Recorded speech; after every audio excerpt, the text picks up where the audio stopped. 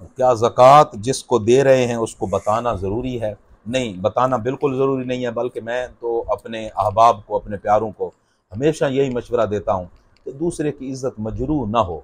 आप अपनी ज़कात भी आदाब के दायरे में दें, इस अंदाज में दें कि दूसरे को पता न चले कि आप उसे ज़कात दे रहे हैं। आदाब ये है, आपकी नीयत होना ज़रूरी है।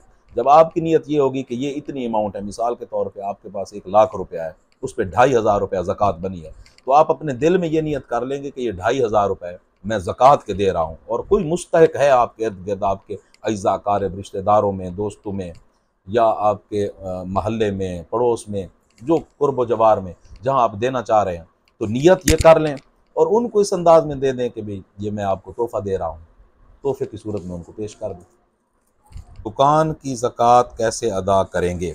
अच्छा, दुकान का जो माल है उसकी ज़कात अदा करने का तरीका ये है कि आप का जो सामान है, माल तिजारत जिसे आप कहते हैं, जिसको आप बिज़नेस के तौर पे जो है वो सेल कर रहे हैं, जो आपके पास इन्वेस्टमेंट है, उस टोटल माल की आप कीमत करेंगे।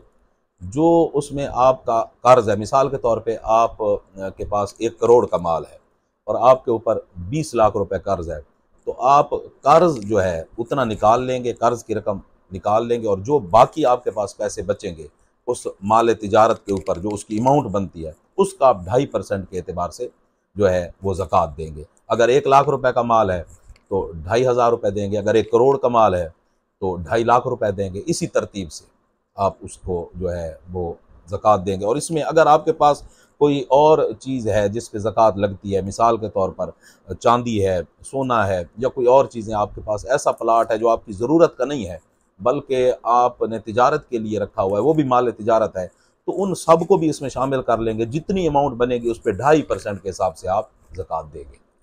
ये सवाल है कि क्या मेरे पास 2 प्लाट हैं, उनके ऊपर ज़कात होगी? अच्छा, ज़कात प्लाट के ऊपर, उसके मसले को समझ लें कि अगर आपने वो ज़रूरत के लिए प्लाट रखे हुए हैं, मिसाल के तौर पर आपके 4 बेटे हैं, तो आपने बेशक 2-2 प्लाट अपने बच्चों के लिए रखे हुए हैं, तो उस पे कोई ज़कात नहीं होगी। यानी आपने अपनी ज़रूरत के लिए जितने भी रखे हुए हैं उसके ऊपर ज़कात फ़र्ज़ नहीं होगी।